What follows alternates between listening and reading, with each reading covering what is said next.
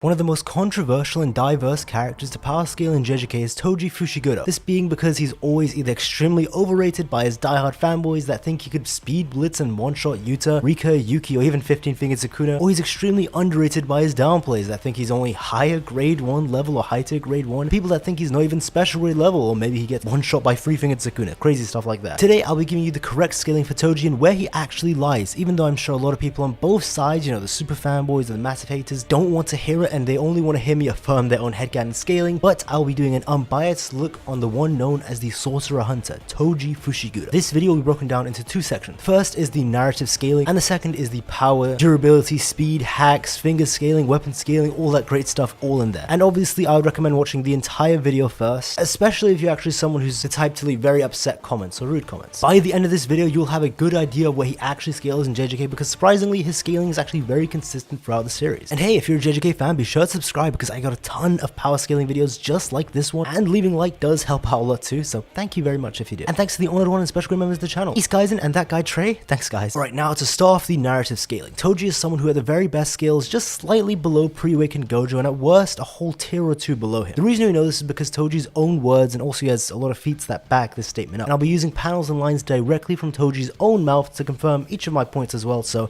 don't worry about that. To start with, Toji knew he couldn't beat Gojo in a fair fight. He had to set up a multi-day plan to wear him down both physically and mentally, and to both extremes. This being the case because Toji had forced Gojo to keep his curse technique active for 3 entire days without turning it off and without sleep. He confirms multiple times and in his own words during chapter 67 page 6, and he reconfirms that this was his plan from the very beginning during chapter 68 page 2. Physically, Gojo's body is extremely worn down to the point that even before the Toji fight begins and before he stabs him, you can see Gojo is actually more tired than usual, as he actually has a very unusual expression on his face. He's very annoyed, he's very agitated, and he's got deep bag under his eyes. Even his words are harsh and irritating. Very out of character for him. This can be seen during the fight as well, as he's sweating profusely even from just standing around or even activating blue, which shouldn't be that taxing because he does have the 6 eyes still. Mentally, this can be seen as he struggles to even think or comprehend the situation during the fight, as you see he's constantly flustered and irritated in his own mind. He was so worn down mentally that he wasn't even capable of sensing Toji's presence behind him, which even his young child self could do, which is crazy to think that his mental capacity was actually that nerfed. Both of these make sense considering he's been awake for 3 entire days, and not only that, but he had kept his curse technique up the entire time as well. I'm sure some of you have been awake for over 24 hours and see just how exhausting that can be. Now imagine doing this for 3 entire days and actually being physically active all 3 days, and on top of that having a taxing curse technique on the entire time. Besides just having Gojo physically and mentally worn down to an extremely nerfed state, Toji also had the entire knowledge of Gojo's moves and his technique, which is an unbelievably massive advantage to have. I mean, just look at how confused Gojo was about Toji and how not knowing a lot of information it just really makes you confused and how badly that can put you off. Whereas Toji was able to even dodge Gojo's blue before it could even activate, since he was aware of the hand signs and since he was actually fully aware of what the blue is. He also started the fight off with a sneak attack, and although it wasn't a vital organ hit, remember that Gojo doesn't have reverse curse technique at this point, so that stab wound for his stomach never healed, even if he could reinforce the wound with cursed energy so that it doesn't get worse later on. He also came to the fight prepped with one of the only 2 weapons in the entire series that can actually counter Gojo, as he knew all about the neutral limitless, and he also came prepped with fly heads as well, specifically to catch him off guard. Worst of all, he actually tricked Gojo into thinking that he had gone to assassinate Rika or Manai, and took advantage of the fact that Gojo's top priority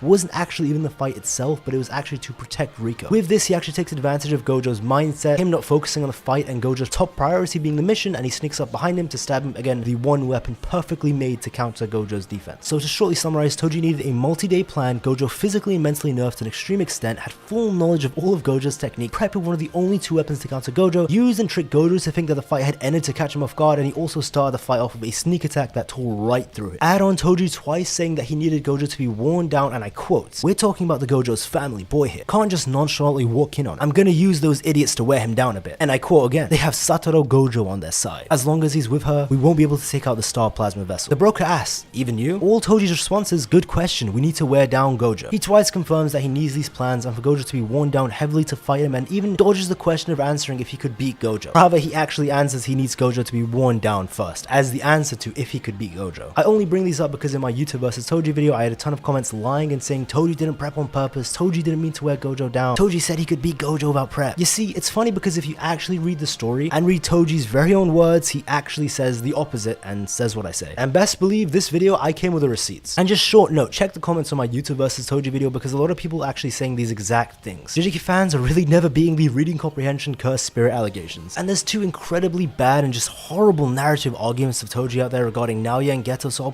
briefly go over both of them as well. The first is Geto. People genuinely have this headcanon belief that Geto and Gojo were on the same level just because of the lines, "We're the strongest." 1. All this statement means is that Gojo is number 1 and Geto is number 2. Not that they're equal in power. 2. This is literally an incorrect and meaningless statement anyway, since Yuki exists and she obviously is stronger than both of them, or at the very least far stronger than Geto. This statement means nothing, as it's just two strong teenagers who are well over their heads. 3. Geto is so much weaker than pre-awakened Gojo, it's actually just insane. This is the case since Toji, on every single scene we see of him planning the assassination, he's solely talking about Gojo. He's constantly hyping Gojo up as the only thing in the way of killing Riko, and even as a legendary figure in his own quotes. So much so that he needed zero prep or zero planning to actually fight Geto, and he was so confident to fight Geto that he actually revealed his abilities to Geto to get a free boost, something which he couldn't even think about risking to try with Gojo. There's even an example box made by GEGE himself and made by Geto's own thoughts, placing him only at super high grade 1, that's actually pretty close to special grade at this point, which we know is true since he later on became special grade a year after, so that example box was deadly accurate. And he was also never stated anywhere to be special grade before the year time skip, and it would be insanely odd for GEGE to just put Geto as grade 1 in this example if he already was a special grade. Like, legit, it makes no sense, and obviously it isn't the case. I mean, I could go on for another 5 minutes about this whole Geto scaling, but I've made my point clear enough. And the second is Naoya, where a lot of people think because Naoya thought of Toji and Gojo as the peak of power, that Toji is unironically on Gojo's level. This is real people, guys. This is just horrible analysis by power scaling meatheads who don't remotely understand Naoya's character at all and fail to realize why he actually placed the two so highly in his mind, where it actually goes deeper into Naoya's psychological trauma as a child and the mindset that he had growing up, and seeing how Gojo and Toji, how both of them handled this loneliness, this isolation of being the strongest. This is why when Maki was actually as strong as Toji, he still doesn't accept her. Or even with Yuta, who he is scared of Yuta in base, mind you, but he still doesn't acknowledge Yuta. But I won't be getting into whole Naoya analysis, right? I don't want to spend 10 minutes on Naoya breaking down his character, and actually I'll be fully breaking down his character and his deep loneliness in one of the next videos on this channel. It's called The Curse of Loneliness, so I'll save that 10-minute breakdown for that video so it's not redundant. Alright, now let's get into the speed, durability, strength, hacks, and weapons and all that crazy stuff. Toji's Heavenly Restriction gives him an inhuman level of strength, especially considering that he's got no cursed energy.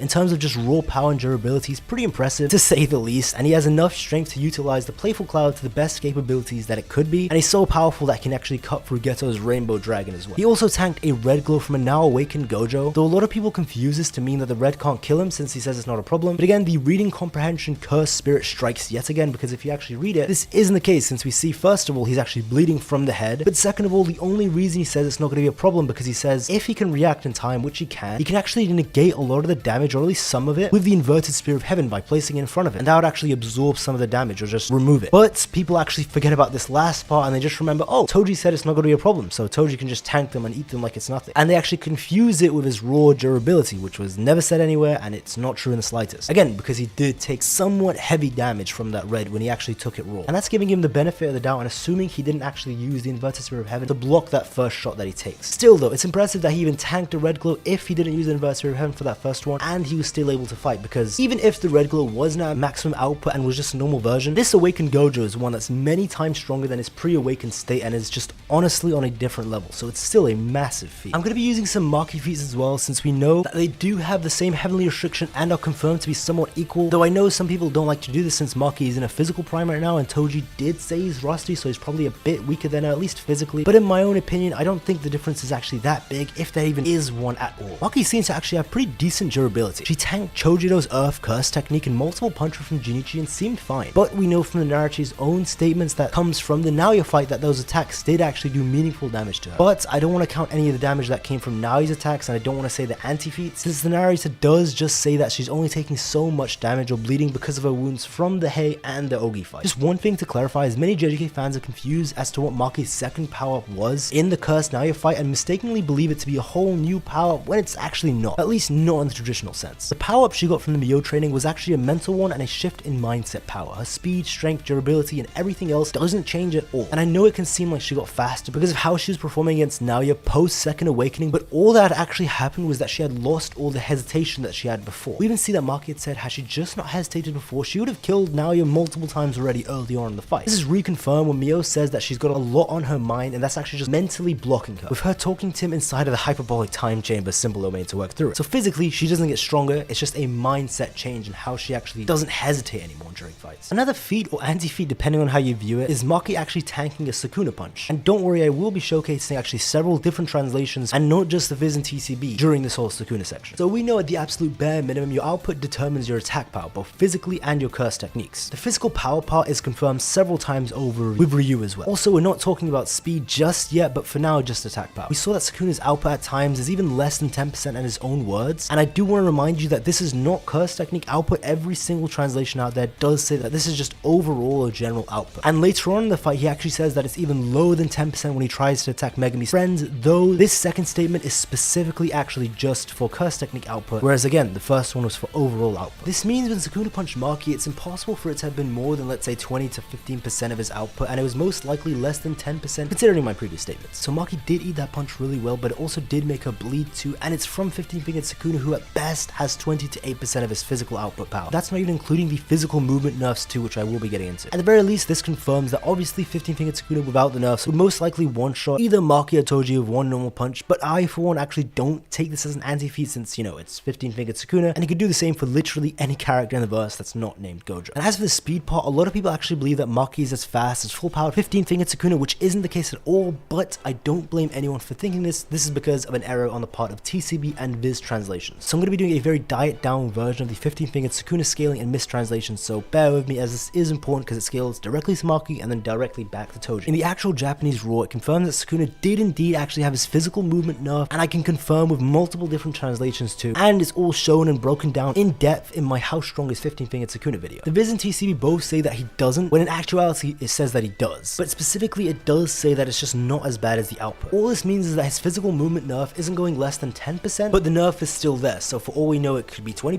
30%, 50%, but whatever the nerf is, there is still a nerf, and this physical movement is different from his output nerf, so it's actually two separate nerfs that he has, which that alone is already nerfing his punches and his curse techniques even worse than his punches. And actually, I just want to say in my opinion, I do think output affects speed, but not too much. A lot of people in my comments and on Twitter mistakenly think that output doesn't affect speed because of what @Lightning said on Twitter. And by the way, @Lightning is a god tier translator in the JJK community, and I have complete faith in their translations and work. Honestly, check them out. But they had made a post that wasn't a translation post, but rather their own breakdown on how they think output and reinforcement works. And this is something he's actually done many times before, and it's always extremely clear when he's making breakdowns and things that are just his own opinion, and when he's making breakdowns that are actual translation breakdowns and things that are actually said by GEGE. And a lot of the people interpret his own opinion or his own personal breakdown of output not affecting speed as GEGE's own words and as a translation when it's actually not. It's just Lightning stating their opinions and their thoughts on how they think it works in their interpretation. And it's not his fault at all that this is the case. He's just tweeting his own opinions and his takes, but people actually just don't realize this stuff, and they blindly believe that this must be a true statement or this must be from GEGE or it's directly said in the manga when it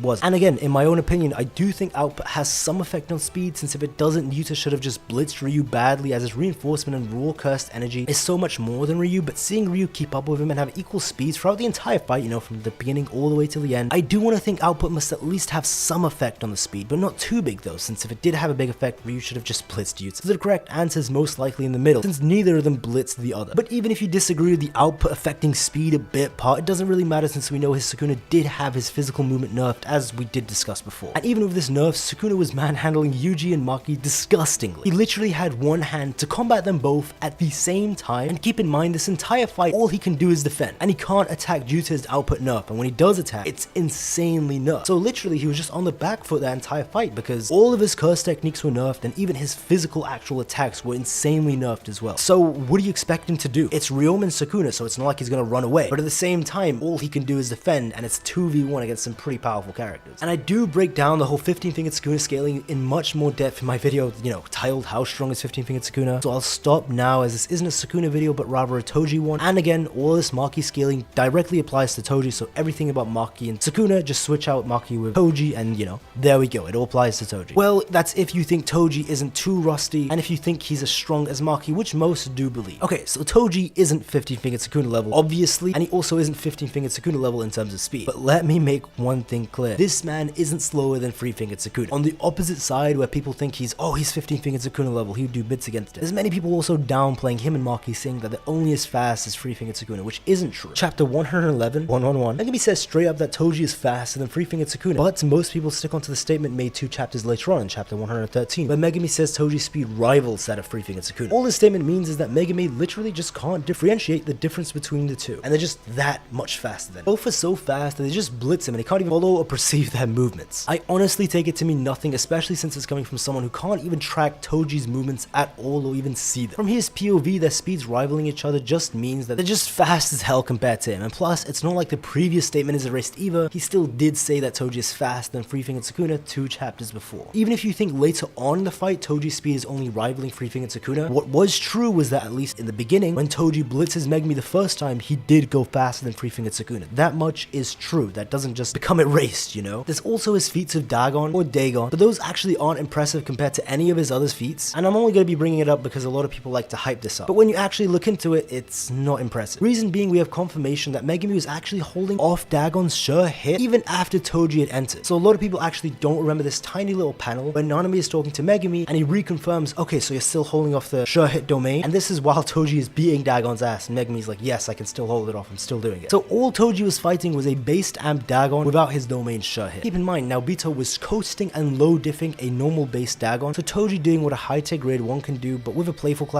isn't surprising at all since he scales well above grade 1. He also has the hacks of being able to grab the air to dodge things, and I use quote marks for air because it's more than just air. He's grabbing the density, the temperature, and other miscellaneous things. But it's thanks to these hacks that he can actually dodge attacks faster than he could, as it actually allows him to move in a way that's completely unnatural. This can be seen with Maki and how she can now start dodging now you're using the hacks, and Toji actually does use this during the hit inventory to dodge Gojo's blue against pre-awakened Gojo. Keep in mind, it doesn't work for attacks that are too fast, like awakened Gojo's red glow and hollow purple, where Toji doesn't actually consider it an option anymore for dodging, and he has to now rely on the inverted spear of heaven. In terms of speed, he's actually equal to pre-awakened Gojo, who is nerfed as hell as discussed before, as this Gojo is able to keep up with his movements and actually sees, reacts, and counterattacks Toji, while Toji is charging Am by using the blue to try and lop his head off. As for post-awakened Gojo, he doesn't scale to him in terms of speed at all. When post-awakened Gojo dodges a charging Toji extremely casually, then instantly dodges him again when Toji is point blank and just takes his back. Some debate whether Gojo used teleportation for this second dodge, but it's hard to tell as he doesn't make the hand signs, at least not blatantly. But even if you think that tiny little drawing on his right hand, or on only one of his hands, were teleportation hand signs, which is a very big stretch, all it means was that Gojo was able to activate teleportation and teleport past Toji before Toji could even swing at him when he's right next to him. So it's still a blitz where he activates his technique that fast. Other than that, that's pretty much the rest, as post-awakened Gojo can so easily keep up with the inverted spear of heaven, swings, and even having an internal monologue as all of this is going down in slow motion. Then of course, the purple blitzes him, but that's pretty much it for speed scaling in terms of post-awakened Gojo and Toji. And as I said before, this isn't to downplay Toji, as post-awakened Gojo is one of the strongest characters in the series. I think even base to base, post-awakened Gojo would fuck up a lot of characters like Hakari, Maki, Yuta, and other top tiers, but scaling post-awakened Gojo is a whole different video for a whole other day. He's also got a soul cutter that he mainly uses for cursed spirits, which can negate durability, and the inverted spear of heaven, which he mainly uses for sorcerers, which can negate cursed techniques. Now as for where I scale him in the verse, I have him obviously at special grade sorcerer level, and a lot of people for some reason think that special grade sorcerer level is a set standard of power like Yuki or Yuta level, which isn't true at all, and it's debunked many times in the story itself. First of all, we know that there can be a huge gap in power between special grades. I mean, just look how much more powerful Gojo is compared to Yuki, Geto, and Yuta. There alone is several tier gaps between him and the rest of the special grades. I mean, he could actually just take on all three of them at the same time and win. And even with Kenjaku confirming that all special grades are just people who can overthrow countries, so this even includes characters like Yaga. So even though Toji isn't as strong as Yuta or Yuki, he's still a special grade sorcerer level, and he's not even that far off from the two, honestly. As to where I scale him, I actually have him being mid-tier special grade sorcerer level. And if you want a deeper insight as to what that means and where that scales compared to other JJK high tiers, I would highly recommend my video I recently made where I pretty much power scale all of the characters in Jujutsu Kaisen. And I know this video seems like he's a little harsh on Toji, though I did give him a little love too. I honestly do think he's strong. I have him being much stronger than grade 1, you know. I'm not like those people who actually think he's grade 1 level. And I have him being in the mid-tier of special grade sorcerers. And I also have him being a lot stronger than Three Fingered Sukuna. So by no means do I think he's weak, and by no means do I underrate him by a lot of people. I just also don't